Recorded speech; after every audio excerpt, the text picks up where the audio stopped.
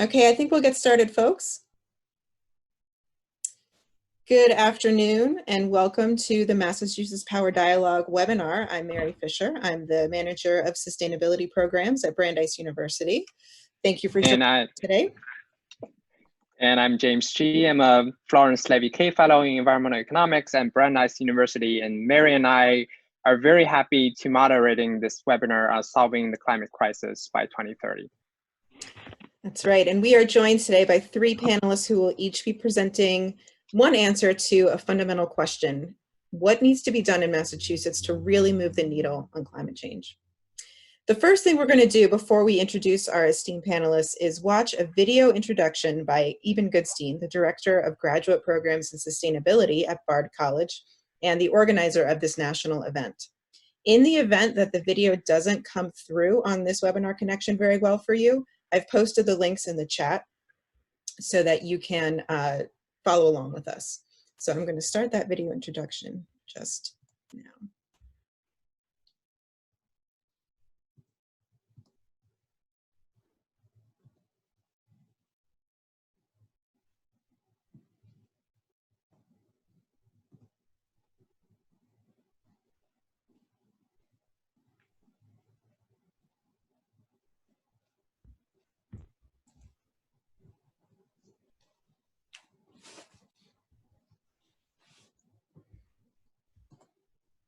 Mary, we're not getting sound, or at least I'm not.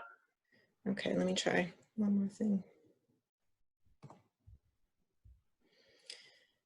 All right, there we go. Let me try that one more time, folks.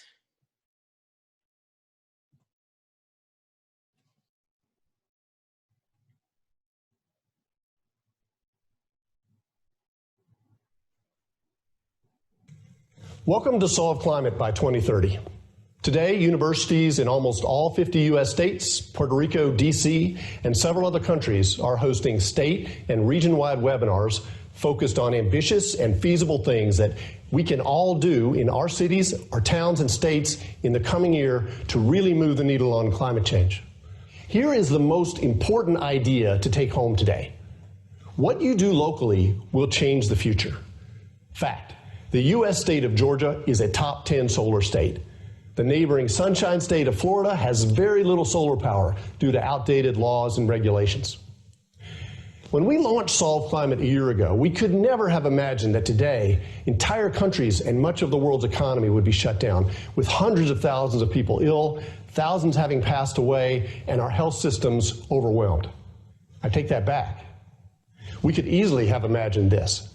Our health experts and scientists warned us this was coming. After SARS and MERS, they told us this was coming, and yet we didn't take preventive action, we didn't prepare. COVID-19 has shown how fragile our health and economic systems are to extreme events. Our scientists have told us clearly that unchecked, climate change will turn our lives into an unending series of extreme events. Floods, droughts, rising sea levels, pests and disease, more extreme storms and hurricanes, all of this leaving hundreds of millions of people homeless and on the move. We can change this. We still have time to change that future. Last year, the world's top climate scientists told us that we have until 2030, 10 years now, to cut global warming pollution aggressively in order to stabilize the climate at the low end. That warning was the genesis for this national and international discussion today on how to solve climate by 2030. Solving climate in 10 years, that sounds challenging. And yet fixing the energy half of climate change by 2030 is looking more, not less likely than it was 4 years ago. The cost of solar and wind power, batteries, and electric vehicles have plummeted. In many cases, they are less expensive now than the fossil fuel power that causes global warming, and they are getting cheaper every day. Already, utility-scale wind and solar, big solar and wind farms that feed power into the grid, these technologies are crushing fossil fuels in much of the U.S. In Colorado, Idaho, and California, renewable bids are coming in at half the price that the cheapest fossil fuel plants can do. And this is where rooftop solar and battery systems are headed in the near future. On the vehicles front, all the major manufacturers see this coming. Mercedes-Benz announced last fall that they have designed their last gasoline-powered car. Going forward, every new model of theirs will be electric. Combining electric-powered vehicles with the impact of driverless technology, we could see a very rapid transition away from gasoline-based cars to EVs in the next decade. All this progress was the result of a major technology push by national governments, starting in America in the 70s and then ramping up with the Danes, the British, the Japanese and Koreans, the Germans, and most recently the Chinese and Indians.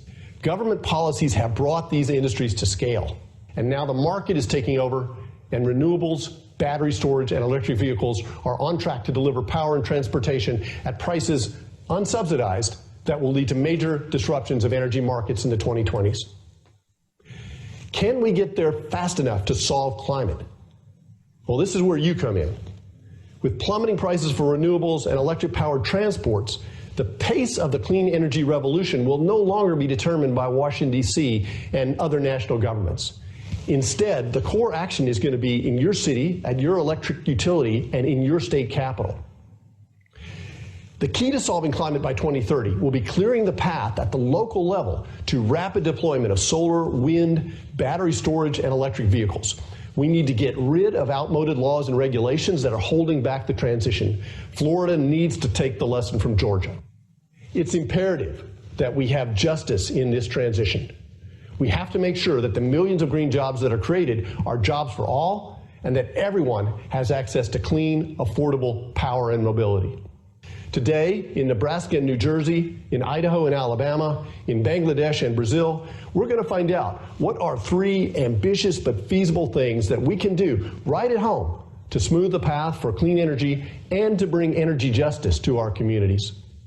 Following the webinar, I hope you will join a group or class discussion about what you can do to make these solutions real. Then, what next? Well, this summer, young people in particular have a terrific opportunity to both support climate solutions and gain valuable job skills in a down economy. The most powerful thing you can do to solve climate by 2030 is to join the political campaign of a candidate who best represents your views on climate solutions. In doing that, you'll also learn how to communicate, you'll gain courage, and most importantly, be part of a creative, strong, powerful vision for the future. COVID-19 is giving us a stark lesson about what happens when we ignore warnings from science. Today, we'll see how 10 years can be enough time to drive the climate solutions that we need, and that the future will be what we make it. Thank you for the work you will do to solve climate.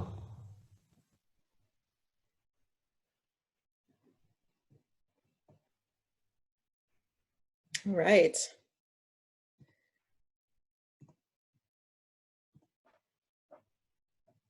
So, to stress Eben's point, we would not be in the situation we're in today if we had heeded scientists' warnings.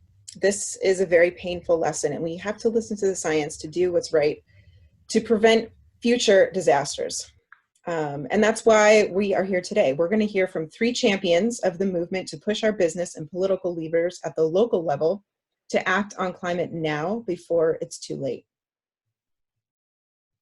We will be taking questions from the audience after all 3 of our panelists have shared their solutions. Please feel free to type in your questions in the Q&A box, and after all of them have spoken, I'll call on your name and unmute you during the Q&A. And feel free to briefly introduce yourself before asking questions. After this webinar, Our Climate will be hosting breakout groups via a separate Zoom link. All of the details, including that link, are in the chat box. And just a note, if you received an email anytime before today with a link to the breakout group Zoom, it actually has changed. So use the Zoom link that's in the chat box for those groups, and Eben will talk about those a little bit later. So without further ado, I want to introduce our wonderful panelists who have agreed to speak with us today. We have Alli Gold-Roberts, who's the Director of State Policy at Ceres, Nathan Phillips, the Professor for the Department of Earth and Environment at Boston University, and Eben Bein, the Climate Solutions Educator and New England Field Coordinator for Our Climate. And we're going to start with Alli today. And Alli, let me pull up your slides and we can get started.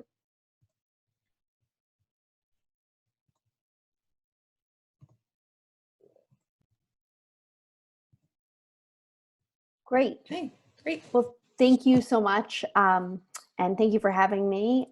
We'll just dive right in. As Mary mentioned, I'm going to talk about the Transportation Climate Initiative, which is a solution actually for both Massachusetts and many of the neighboring New England and Mid-Atlantic states. So I'll give a little bit of both local and regional context to the discussion. Feel free to jump to the next slide. For those of you who don't know Ceres, our funny sounding name of an organization, we are a national sustainability advocacy organization working with the most influential companies and investors to build leadership and drive solutions throughout the economy.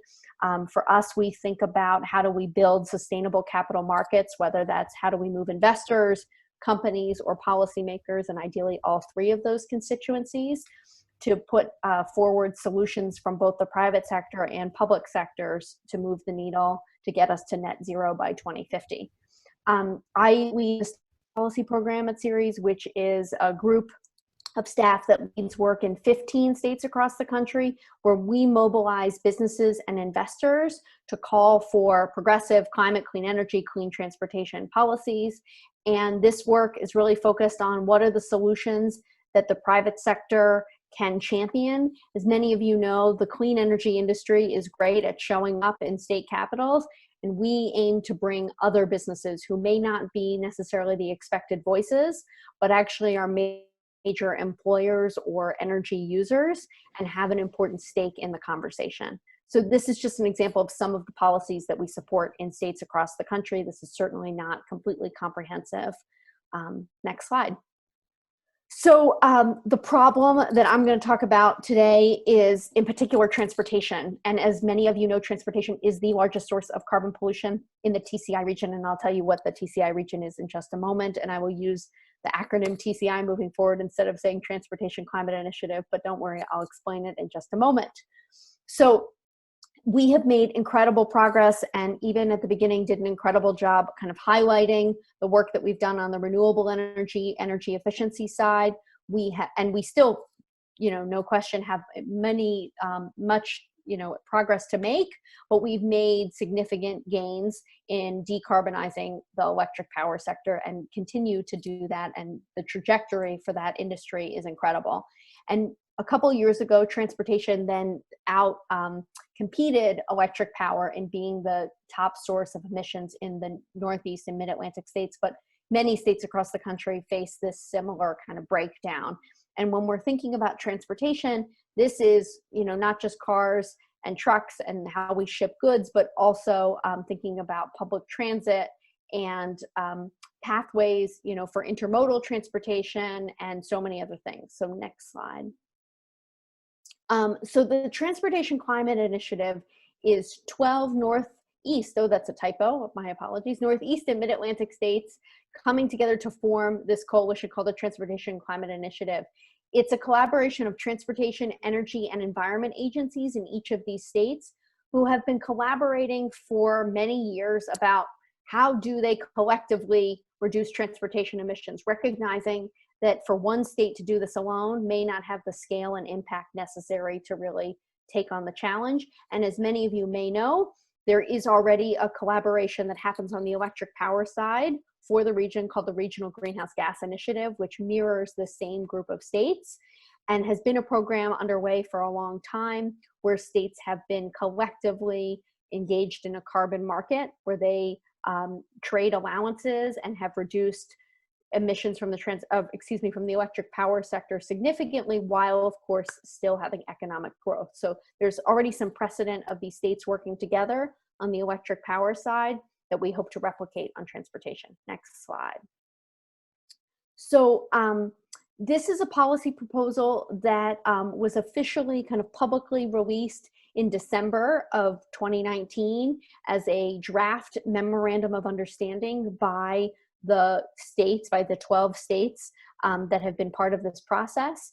And the proposal includes a regional cap and invest program, which is designed, of course, to reduce carbon emissions, address the increasing threat of climate change, and the revenues of this program are intended to be invested in clean transportation solutions, which ultimately then reduce the cost of the program long term, because ultimately we're investing in electric vehicles, public transit, EV infrastructure, you name it.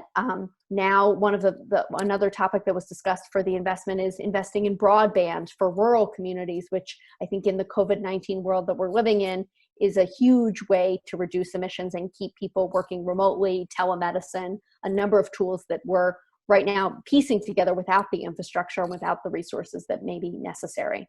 So this policy proposal really mirrors, as I said, what we have for the electric power sector, RGGI. But the regulated entity in this proposal would be the fuel suppliers.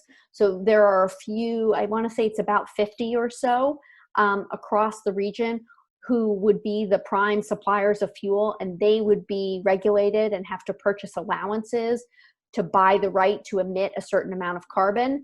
And then they would likely transfer that cost to consumers through increased gas prices, but they also could hold on to those costs and distribute them in other ways. This program is also designed differently than a gas tax because it's reactive to the economy and the market. So the program, for example, in a time like now, if TCI were in place, obviously we're not nearly emitting as much as we previously have or normally do on transportation emissions. So the price would immediately come down and drop and be calibrated to respond to the economic moment of the time. Whereas a tax would be collected anytime anybody goes to a pump. Obviously, there still would be less tax collected because less people are filling up at the pump, but that price would stay the same for people who did need to go to the pump, whereas TCI is a reactive model. The proceeds, which is probably where the most interesting part of the discussion lies, could really be invested in any kind of greenhouse gas reducing technology, dedicated bus and bike lanes, EV infrastructure, electric buses, expanded public transit, you name it. And the states would individually be able to decide how those revenues are spent. So each state can decide what works for them. So for example, Vermont may choose to spend their money differently than Massachusetts versus New York versus Virginia. But there are guiding principles that the states have outlined to help support the spending by states, but then also to ideally adhere to certain principles that would be relevant across the states. And one of the introductory notes was about thinking about environmental justice communities.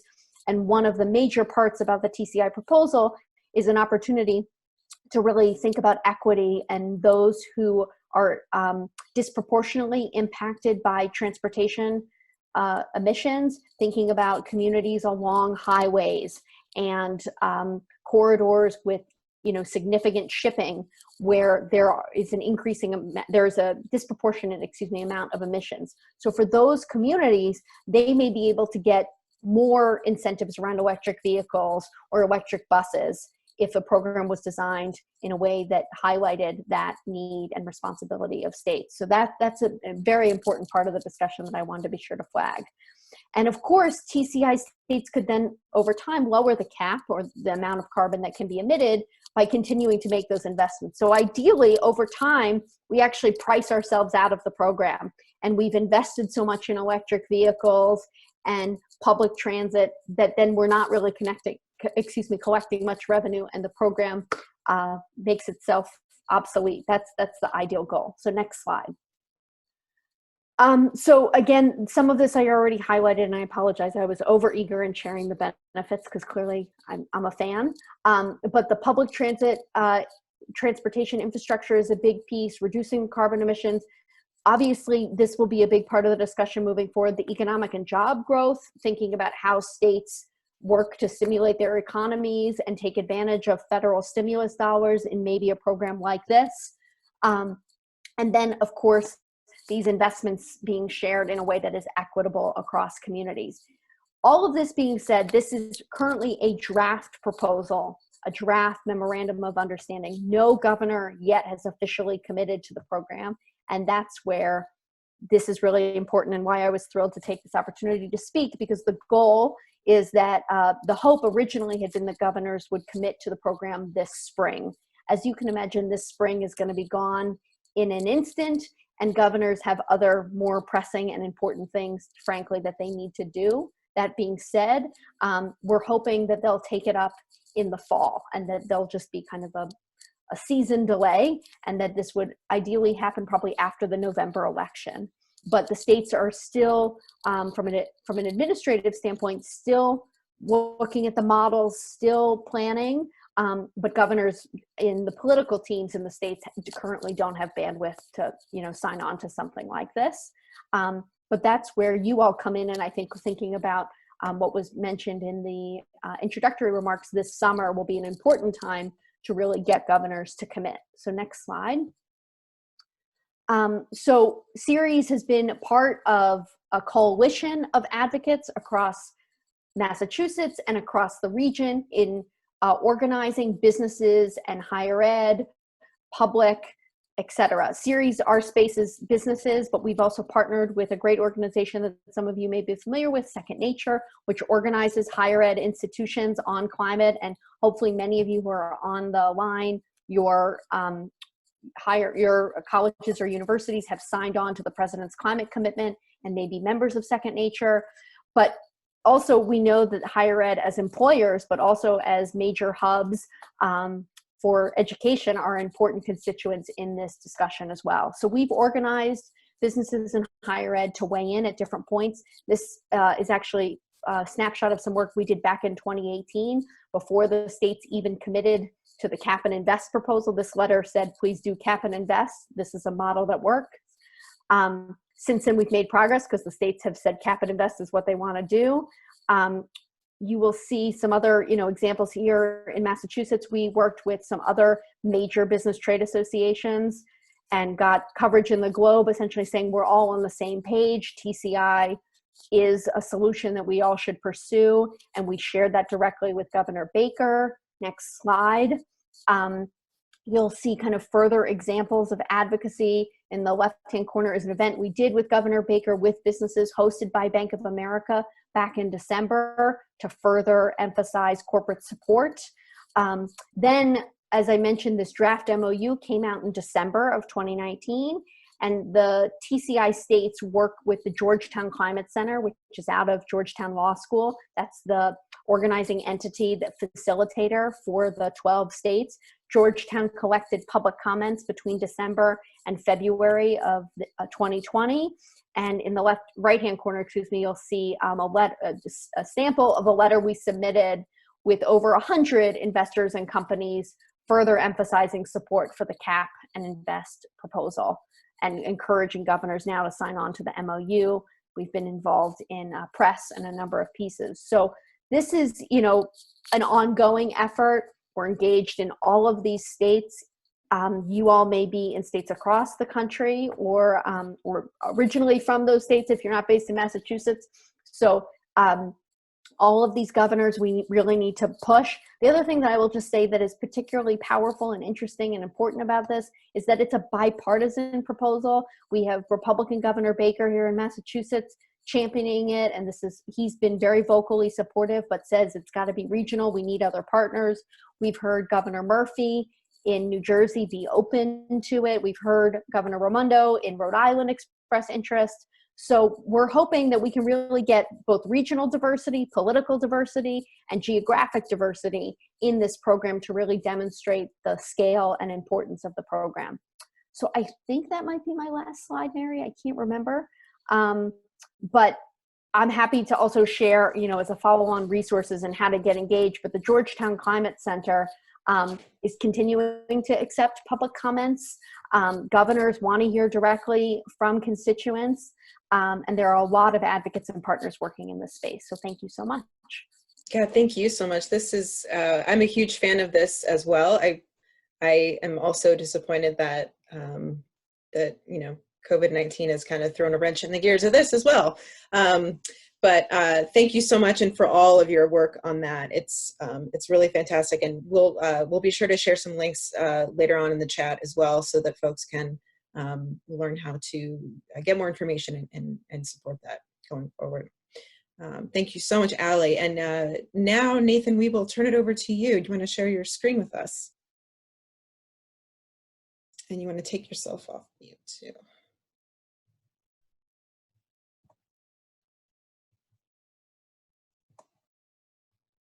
Okay, can you hear me? Yes, we can hear you. Okay, excellent. Great. Well, thank you, Alli, for teeing me up there talking about the transportation sector, because I'm going to shift us into the building sector. And I'm also going to try to speak to the moment and build on what Dr. Goodstein talked about, this moment that we're in, the COVID crisis. And I'm convinced that short-term crises like we're experiencing today can show us the pathway to making changes that stick for the long term that allow us to address the climate crisis by 2030. Now, when we think about things that have gone wrong, we didn't listen to the scientists, like Dr. Goodstein said.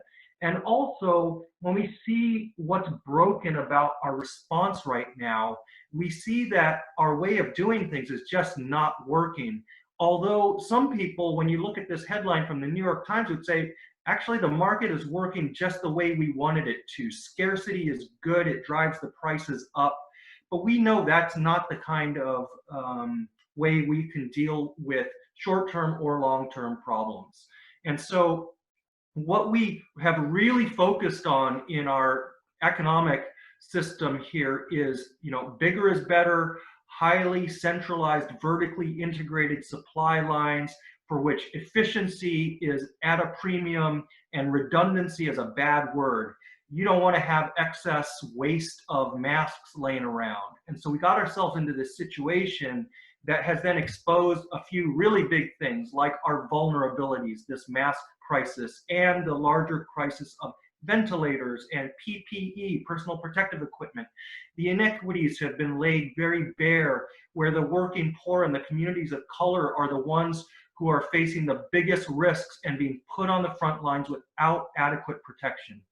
But at the same time, we're seeing opportunities. When I look around the streets of Boston and here in Newton, where I live, I see that there are opportunities to reallocate public space for people rather than cars. And these are things that we can, changes that we can make that can actually stick and be sustainable for the long term as well. So this crisis that we're in has crystallized for me how it is that looking at how we learn lessons and apply lessons from short-term disasters can actually set us up for long-term change that sticks. And so my story starts here back in 2012, where I was part of a team that discovered the problem of leaking gas pipeline leaks of natural gas. This is about the building sector. This is about heating the building sector. These are the pipes that go under our streets and sidewalks that heat our homes, our businesses. And it's a leaking system. We found over 3,000 leaks just in the city of Boston, as you see here, all these spikes here. And it wasn't even on the books of the Massachusetts Greenhouse Gas Emissions Inventory. And we wanted to know, well, how much does this all amount to in terms of a greenhouse impact? And it turned out that our estimate was about 10% of Massachusetts' entire greenhouse gas emissions inventory from all sectors, and it wasn't on any book at all. Now, everyone was asking, well, what do you do to fix this system? And there's really two directions that you can take. And one is the current trajectory that we're actually on right now, and that is to replace all of those leaking pipelines. It's about 7,000 miles of old leaking pipelines, over 100 years old, cast iron pipes, about 7,000 miles. That costs to Massachusetts ratepayers through 2035, which is beyond where we're talking about in solving climate, $9.6 billion. That's this gas system enhancement plan that was passed in the last few years. And I always, when people ask me, well, what do you do to fix this problem? I kind of like, well, the approach should be to replace the pipelines, but that always bothered me because I knew that it was just locking us into further infrastructure, fossil fuel infrastructure. And even if we fixed every single leak, that gas is still a fossil fuel that we cannot have in 2030 or 2050 and beyond. So the other possible pathway is a pathway not to replace all those pipelines, but to patch them, to triage this system. And that allows us to transition to cleaner, safer forms of energy that allow us to meet our climate commitments. And the science that allowed me to think differently about this was a paper that was written by Margaret Hendrick, a PhD student, published in 2016.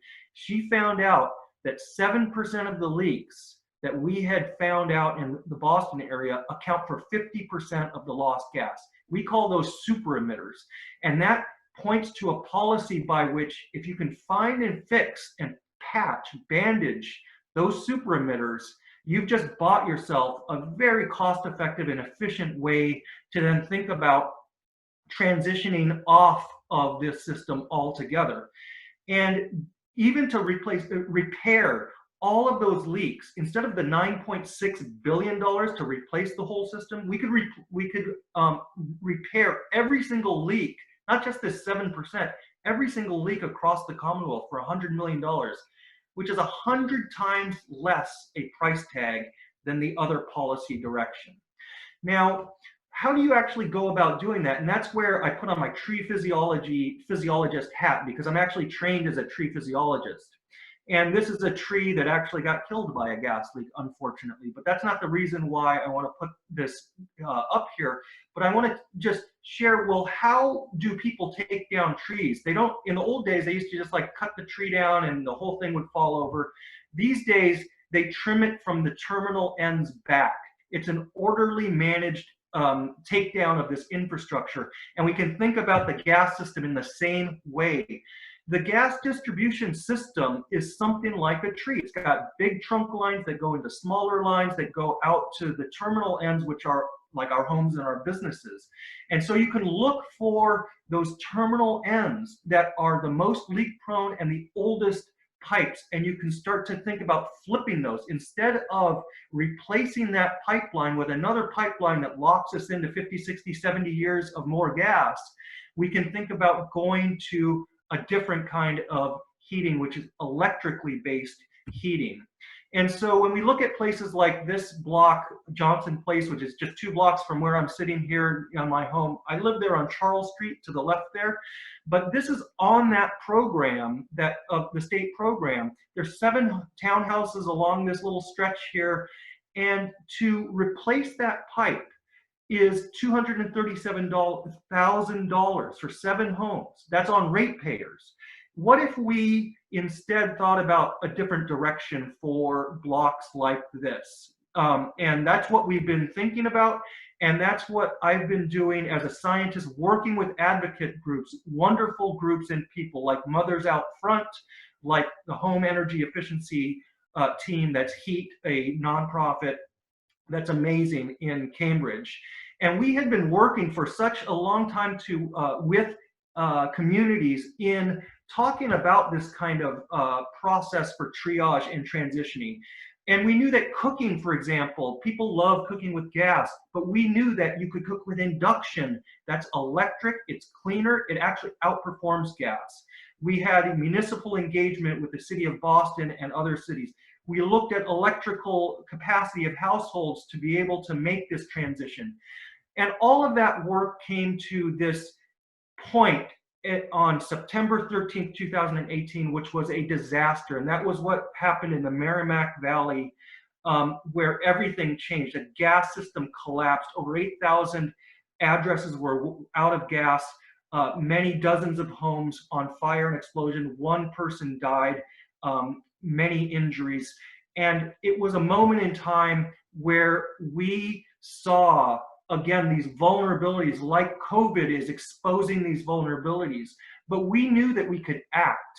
And we jumped into action and delivered over 700 of these portable induction cooktops to needing households so that they could actually cook and heat water, because the electricity came back on even though the gas was out for months.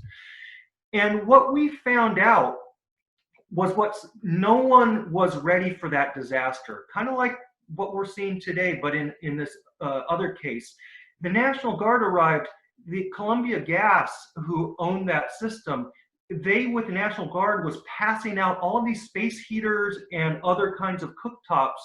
And they quickly realized there's a huge problem. You cannot just hand these out to households without knowing something about their electric capacity. They have very old wiring. You could actually create danger, fire dangers, by plugging in these 1,500 watt space heaters that could actually create new fires. And we've seen that that is something, these gas outages, these short-term disasters are happening over and over, whether it's in Rhode Island with 7,100 homes, happening after the gas disaster in Merrimack. Other residents in Boston, 500 homes without gas the winter after the Merrimack Valley happened. More and more, these things are quite common, more common than you might think. And, you know, so when we think about the future, we're thinking about all of these pipelines are under our streets and sidewalks, and we know that climate change is here. Sea level rise is here. This is a picture from Boston, and these events are becoming more and more common. So that that gas disaster in the Merrimack Valley was caused by human error and a control system error. But we know that climate-related impacts to our below-ground infrastructure are here and coming in more intensity. But we have policy solutions, like the Department of Environmental Protection in Massachusetts has this municipal vulnerability preparedness program that allows us to proactively know about the housing stock and who's ready for the electric solutions to move off of gas altogether. So we can know something about short-term disaster preparedness that also sets the stage for solving climate by 2030. And this is then going from energy security, resilience against disasters, to that long-term energy transition, or energy shift, we call it. And what we've been thinking and really put forward by the genius people at HEAT, Home Energy Efficiency Team, is a vision of transitioning these street segments off of gas altogether. So pilots of switching off gas to ground source heat pumps. We call it the Geo Micro District, that uses pipes down the same granted location, same right of way in the street, but it's supplying clean thermal energy using water as a thermal carrier rather than a combustible fossil fuel. So it's a real shift away, and it's scalable. You can iterate. You can start at the grassroots, kind of like the terminal ends, and you can grow these things backwards, these geo-micro districts, till you get all the way and go to large scale, like the entire city of Boston and even greater Boston. It's very powerful in terms of an approach. And in fact, one of the biggest investor-owned utilities in Massachusetts, Eversource, is actually proposing to do 3 pilot geo-micro districts. This just got a lot of press just in the last couple of months, to make this transition. And so working with the advocacy groups, HEAT and Mothers Out Front, we've actually got these big investor-owned utilities really thinking about the energy transition that they need to make. In fact, this has led to a bill which we call the Future Act that allows investor-owned utilities to make these pilot programs and to try out the scaling and to move our building heating sector to a cleaner future. And so I want to go back again to, you know, the business as usual, that, you know, the thinking that, you know, our system is operating the way it should, and that really we need to be thinking about equity, resilience, and acting on these opportunities that we see as a feature and not a bug. And so my friend and colleague from BU, Phillips Copeland, has said there's 2 kinds of people: those who believe current systems are broken and need to be fixed, those who believe current systems are working as designed and need to be broken and replaced. Decisions are being made today, one way or the other, as to which way we're moving. We really need to seize this moment and you know, take the opportunities that are showing up to us today. And so I'll just stop there and thank you all and happy to answer questions afterwards. Thanks so much, Nathan. You're so right. I congratulations on your work doing that and moving Eversource to do that pilot. My dream for the Brandeis campus is to electrify our entire campus and go geothermal, their own geomicrogrid as well. I don't want to take up too much time. I want to go right to Eben because we're getting to almost 5:45 here. So Eben, why don't you go ahead and share your slides with us, and then we'll have some time at the end for Q&A with all of our panelists. Sure. Hello, everybody. It is so nice to be a part of this really important event. How's the screen share working? Are you all seeing it? It's looking great.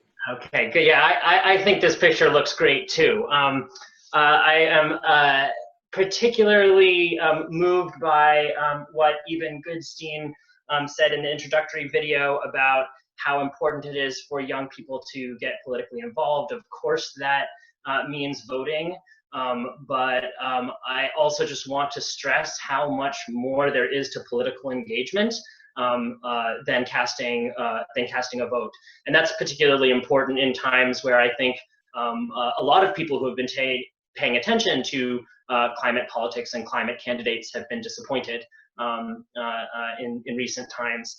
So I'd just like to talk a little bit about what's giving me life in quarantine and in these last few years of my professional work. Really what makes my heart sing is seeing young people being the change they want to see in the world. And we see that on the cover of Time magazine, of course, but we also see it right here in Massachusetts. This is a picture of young people gathering to talk to their legislators with our climate and mass purg.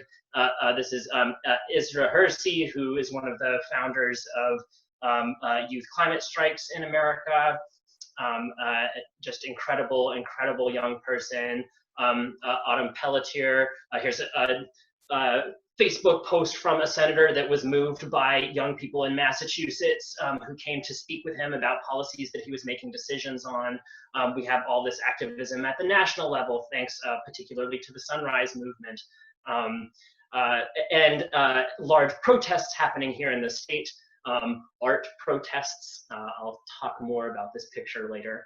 All of this to say, young people in all sorts of organizations are becoming activated to push this change through, because it's hard to envision what the solutions are, and then it's even harder to get into the political playing field and push the fossil fuel and special interests aside, loosen their grip on politics so that it can actually move and serve real people like us, particularly people who will be inheriting this earth. So here are many of the organizations that I work with. I am the New England Field Coordinator for Our Climate, this organization that's at the bottom of this list. I didn't always have this job. I began my career as a high school biology teacher. Here are some pictures of me in class, and also trying to work with young people to do climate activism on the side of class activities. And that was always very rewarding, but it's also very exhausting, because as all the people who are on this call know, homework is a lot. School is a lot. We constantly have these demands being thrown at us, and trying to balance those demands with actually preserving our future is a really difficult thing to do. Incidentally, there's a college student on this call right now who's in this picture, who I had as a freshman at Revere High School. So anyways, shout out to Sam Woodman, who's somewhere in the crowd. You never know how the climate movement will sweep people along. So what do I do with Our Climate? I train young people to have conversations with legislators about the policies that they need in order to bring about these solutions, such as the Future Act, like the one that Dr. Phillips was talking about earlier. And also TCI is on the list, though many of the young people who I work with are looking for ways to help that program grow. So Alli, more more between us later. Intrigued to connect on that front. So I have basically, there I was teaching young people and had a student sort of interrupt one of the few classes we could actually spare on climate science to say, okay, great, so in like 12 years we're all dead? And there was just this like awful silence and sinking feeling in the classroom. And I was just like, wait, this is wrong. We're doing climate education wrong if all we can do is talk about the problems to young people. Instead, we need to study what the solutions are and treat them as the intellectually rigorous puzzles that they are, and actually practice executing on those solutions. And so where I used to draw many diagrams of organ systems and how they interact with each other, I now draw maps of how the actual Massachusetts State House works and how legislation moves through the various systems or fails to move when we are not paying attention. So I coach young people to interpret maps like these and use them to act and advocate with legislators, as that's my job right now. I shared some of this story in an opinion for Education Week. I wanted to just, because the hashtag for this event is Make Climate a Class, I just wanted to propose my thesis for why I agree with this, and I would just rewrite the hashtag a little bit. I would say make climate solutions a class. We don't need to learn more about we need to learn a little bit about the problem, but you can figure out the problem pretty fast. But we need a lot of time spent on climate solutions. And so what I'd like to argue is that these solutions are, oh, I'm so sorry. I'm trying to move my little bar here so I can see my own writing and it's not working. There we go. So what I would argue is that teaching climate solutions is rigorous and interdisciplinary, that it is project-based, which is something that educators and students are always trying to do to make things more engaging. There are authentic audiences, especially like, you know, it's one thing to stand up in front of the class and present like, oh, I learned blah, blah, blah. It's different when you walk into the office of a senator and you have to have a conversation with them about the thing you're asking for. It's very empowering and it's very authentic and it's highly rigorous if you're going to do it well. This hones basic communication and civic skills, and we go into education nominally because we want to help young people secure their future. So it would be nice if the actual materials that we taught allowed them to do that, right? It's hypocritical for us to not have this be part of our curriculum. So anyway, I'm preaching to the choir because y'all know that because you're on this call. But I just want to say it so it's said. Moving along here. What are some of the contexts in which we do this here? I just want to show you some more examples of our work in action. Here are some young people in the Massachusetts State House testifying in support of a carbon pricing bill that I could talk your ear off about. Come find me and talk to me about it later. It's amazing. Talking to reporters and gathering in the State House, finding all of these creative ways to leverage and to push legislators and let them know that we're watching and that we expect more from them. Here's an example of one place where that happened. In January, Our Climate and several other organizations organized our largest lobby day yet. That is a day where young people all come to the State House and they sit down with their representatives to have conversations. We were making very specific policy asks. And then the Senate released a next generation climate bill that didn't have any of the things we asked for in it. And what's worse is the Senate president announced it with a green screen behind her of footage from the youth climate strikes, being like, the children asked and we have listened. And it was like, oh, but have you though? And so when we take a really close look at those policies, we can see, hey, wait a minute, that doesn't actually align with the things that we've been asking for. And so these youth organizations have been trying to compile what are the specific things we need to see in policies in order for them to actually protect the future and be aligned with our principles.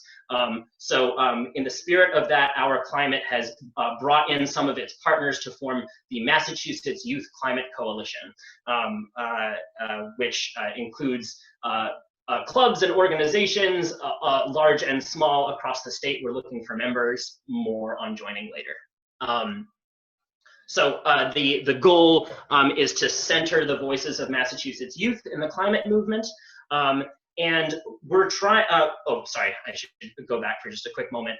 So right after the Senate president did this, we sat down with her. We got very serious, as you can see from our terrifying faces. And we also drafted a sort of point-by-point response. Here are the things that are present and are not present in the bill that was released, so that we could really hold them to the standards that we needed to. And that later became what we're calling the Mike policy requirements, Mike being short for Massachusetts Youth Climate Coalition. And there are three major points in here. If you want to, three things that have to be there if we are going to be doing good climate policy. You need to have precisely vetted and enforced emissions limits. You can't put more greenhouse gases into the atmosphere, period.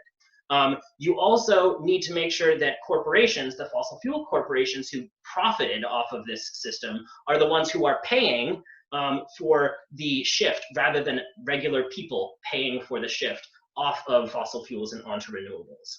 They should be held accountable.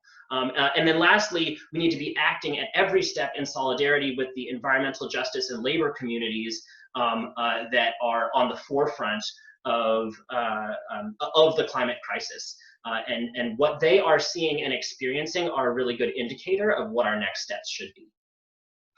So anyway, a breakout group later to examine a little bit more what each of those points are and how to get to that. So more on that in a bit. Here are some upcoming events that Mike, our Climate is leading, but is doing so in partnership with other members of Mike. So first of all, as you can see from this GIF, Our Climate likes to use creative pieces of art to engage people in climate action. This is a 108-foot whale that we assembled outside the Massachusetts State House, and it consists of tiny foot-by-foot square tiles that were painted by over 1,200 young people across the state. Our partners at Boston Climate Strikes are now riffing on this idea in partnership with us, and we are going to assemble a digital mosaic on the 50th Earth Day this coming April 22nd. So I'll be sharing some links about where you can submit your own art to be part of our digital version of this mosaic soon. Another action that we have coming up on Earth Week, this is the Friday of Earth Week, so this is April 24th. Because we cannot gather in person, we have to find creative ways to organize online, right? And one of the beautiful things about this is that legislators might actually hear what we are saying. When the media doesn't cover a large climate strike, we can feel very powerful, but the message sometimes does not get into the State House. That's different when we actually call legislators and ask them for exactly what we want. So we are going to be doing what's called a phone bank. That's where we write up scripts and we call our legislators' offices directly to ask for the policies that we support. We'll be using this fun tool called Light Up the Map, which shows little light bulbs going off each time a call is made in a certain area of the state. And then lastly, we will be having an online lobby day later in May, on the 27th of May is when it's currently scheduled for. So though we cannot meet with legislators directly, we're not going to let that stop us. So I'll stop sharing my screen, and because I know we need to move on, I'm just going to throw into the chat a link to just a Google Doc that has links to follow up on these various ideas, as well as a link to a set of breakout rooms after this this event. So thank you very much. Great, thank you so much.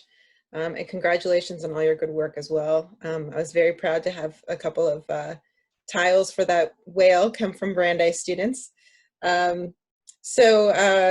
James is going to handle our Q&A, our short Q&A for now. Yeah, we'll have time for about 2 or 3 questions, and feel free to type your questions in the Q&A section or in chat. We'll handle it by unmuting people, but we can still do typing if let our panelists type in answers as they see it. G-Moke, I'm gonna unmute you and let's see. G-Moke, you're on the mic. Are you still here? Yeah, but I don't have a question. It's fine. Okay, got it. Then I'll go to Roy. Roy, you're on the mic. Oh, have I unmuted? Hi, yeah, I just typed it in a question into the question and answer box there.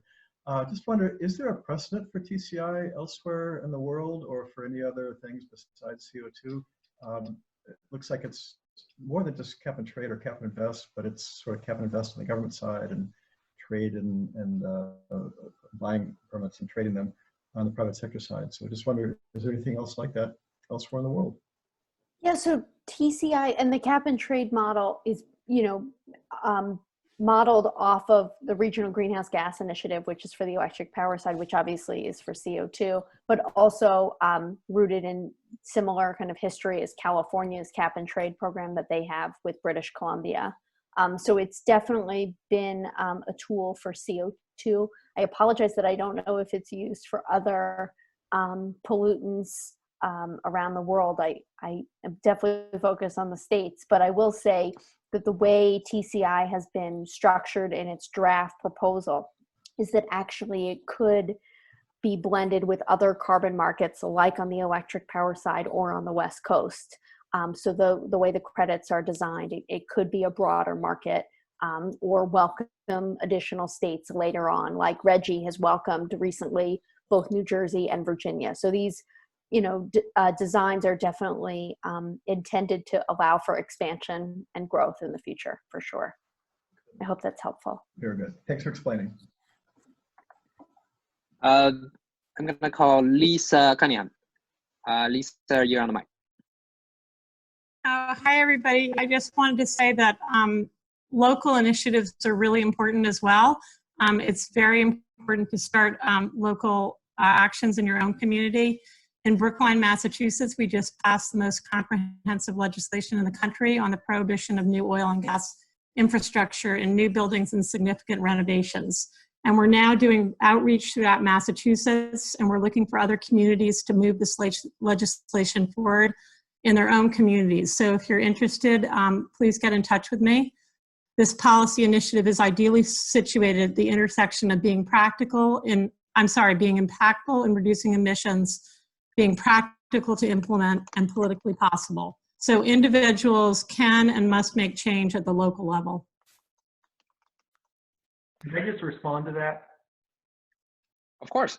I was so proud to see Brookline step up and lead like that, and it's really spreading like wildfire across different communities in the West Coast. Now, the first community on the East Coast was Brookline, but other communities are looking at what Brookline did and starting to move in that direction. Even people in Brookline, friends I have, when this was being formulated, they were like, it's never going to happen. And these are people who care about climate. And what that means is that, the window of what we consider like possible and actually even inevitable is shifting. It really is shifting, and we need to just keep the pressure on. So yeah, I'm very, very excited about what Brookline has done. I second that. please contact me if you'd like to get involved in your own community. Great. Thank you so much, Lisa. We have time for about one or two, Mary? Let's do one more. One more. Yeah. Then let's see. Ooh, Haven. Wait, am I? Is he? Ooh, promote. Okay. Haven, you're on the mic. I was just wondering, like, what advice you have for asking teachers in schools to talk about climate solutions and really getting them to actually do this past just asking them.